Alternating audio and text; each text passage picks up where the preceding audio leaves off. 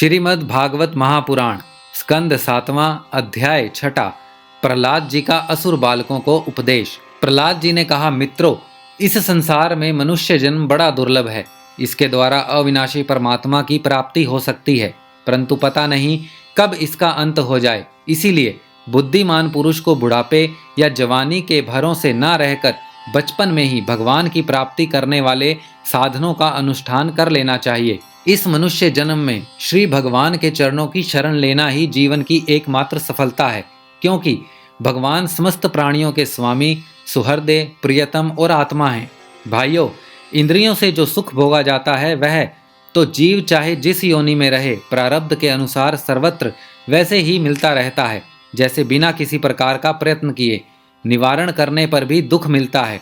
इसीलिए सांसारिक सुख के उद्देश्य से प्रयत्न करने की कोई आवश्यकता नहीं है, क्योंकि स्वयं मिलने वाली वस्तु के लिए परिश्रम करना आयु और शक्ति को व्यर्थ गंवाना है। जो इनमें उलझ जाते हैं उन्हें भगवान के परम कल्याण स्वरूप चरण कमलों की प्राप्ति नहीं होती। हमारे सिर पर अनेकों प्रकार के भय सवार रहते हैं, इसीलिए यह शरीर जो भगवत प्राप्ति के लिए पर्याप्त है, जब तक रोग शोक ग्रसित होकर मृत्यु के मुख में नहीं चला जाता, तभी तक बुद्धिमान पुरुष को अपने कल्याण के लिए प्रयत्न कर लेना चाहिए। मनुष्य की पूरी आयु 100 वर्ष की है। जिन्होंने अपनी इंद्रियों को वश में नहीं कर लिया, उनकी आयु का आधा हिस्सा तो यूं ही बीत जाता है, क्योंकि वे रात में घोर तमोगुण अज्ञान से ग्रस्त होकर सोते रहते हैं। बचपन में उन्हें अपने हित अहित का ज्ञान नहीं रहता। कुछ बड़े होने पर कुमार अवस्था में वे खेल कूद में लग जाते हैं। इसी प्रकार 20 वर्ष का तो पता ही नहीं चलता। जब बुढ़ापा शरीर को ग्रस लेता है, तब अंत में 20 वर्षों में कुछ करने धरने की शक्ति ही नहीं रह जाती। रह गई बीच की कुछ थोड़ी सी आयु, उसमें कभी ना पूरी होने वाली बड़ी बड़ी कामनाएं हैं, बलात् पकड़ रखने वाला मोह है और घर द्वार की वह आसक्ति है, जिससे जीव इतना उलझा रहता है कि उसे कुछ कर्तव्य अकर्तव्य का ज्ञान ही नहीं रहता। इस प्रकार बची खुची आयु भी हाथ से निकल जाती है। दैत्य बालकों, जिसकी इंद्रियां वश में नहीं हैं, ऐसा कौन सा पुरुष होगा जो घर गृहस्थी में आसक्त और माया ममता की मजबूत फांसी में फंसे हुए अपने आप को उससे छुड़ाने का साहस कर सके। जिसे चोर, सेवक, व्यापारी अपने अत्यंत प्यारे प्राणों की बाजी लगाकर संग्रह करते हैं, और इसीलिए जो प्राणों से भी अधिक वांछनीय है, उस धन की तृष्णा को भला कौन त्याग सकता है। जो अपनी प्रियतमा पत्नी के एकांत सहवास, उसकी प्रेम भरी बातों और मीठी मीठी सलाह पर अपने को न्यौछावर कर चुका है, भाई बंधु और मित्रों के स्नेह पाश में बंध चुका है और नन्हे नन्हे शिशुओं की तोतली बोली पर लुभा चुका है, भला वह उन्हें कैसे छोड़ सकता है। जो अपनी ससुराल गई हुई प्रिय पुत्रियों, पुत्रों, भाई बहनों और दीन अवस्था को प्राप्त पिता माता, बहुत सी सुंदर सुंदर बहुमूल्य सामग्रियों से सजे हुए घरों, कुल परंपरागत जीविका के साधनों तथा पशुओं और सेवकों के निरंतर स्मरण में रम गया है, वह भला उन्हें कैसे छोड़ सकता है।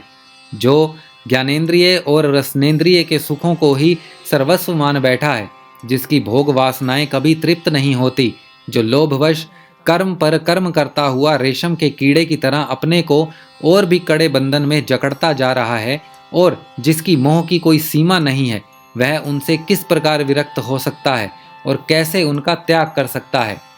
यह मेरा कुटुंब है, इस भाव से उसमें वह इतना रम जाता है कि उसी के पालन पोषण के लिए अपनी अमूल्य आयु को गवा देता है, और उसे यह भी नहीं जान पड़ता कि मेरे जीवन का वास्तविक उद्देश्य नष्ट हो रहा है। भला इस प्रमाद की भी कोई सीमा है। यदि इन कामों में कुछ सुख मिले तो भी एक बात है, परंतु यहाँ तो जहाँ जहाँ वह जाता है, वहीं वहीं दैहिक, दैविक और भौतिक ताप उसके हृदय को जलाते ही रहते हैं। फिर भी वैराग्य का उदय नहीं होता। कितनी विडंबना है।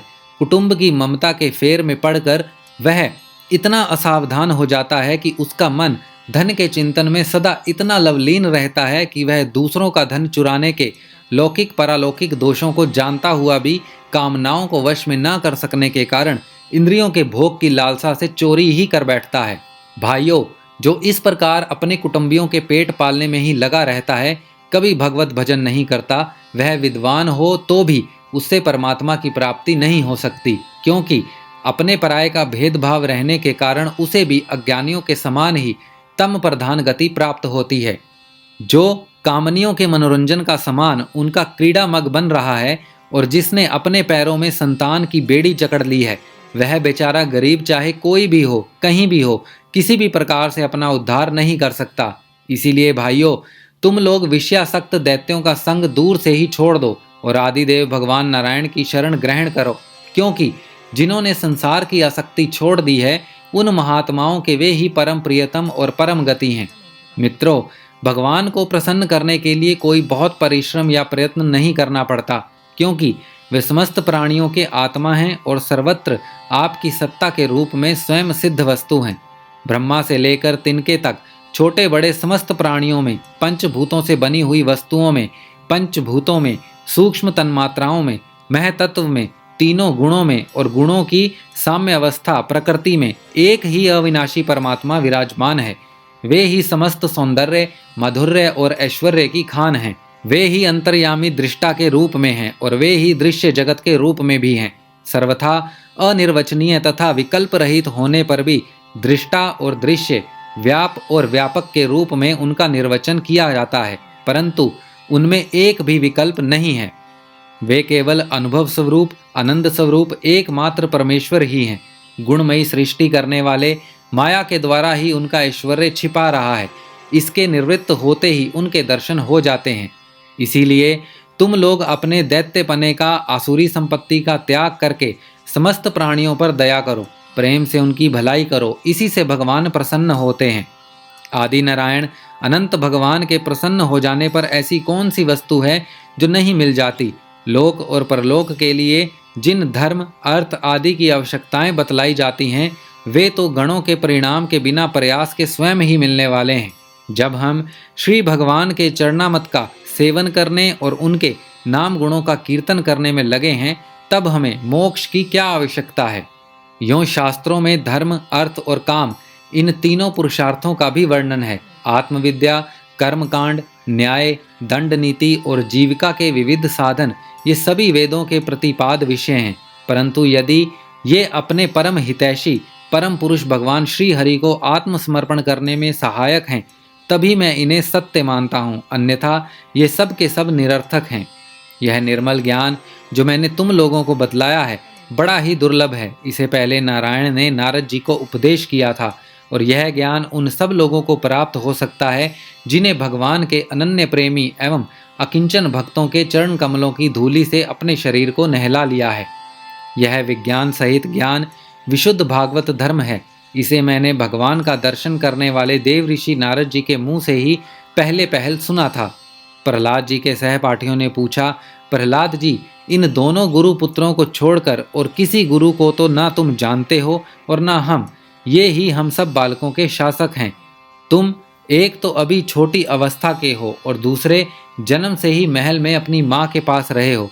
तुम्हारा महात्मा नारद जी से मिलना कुछ असंगत सा जान पड़ता है।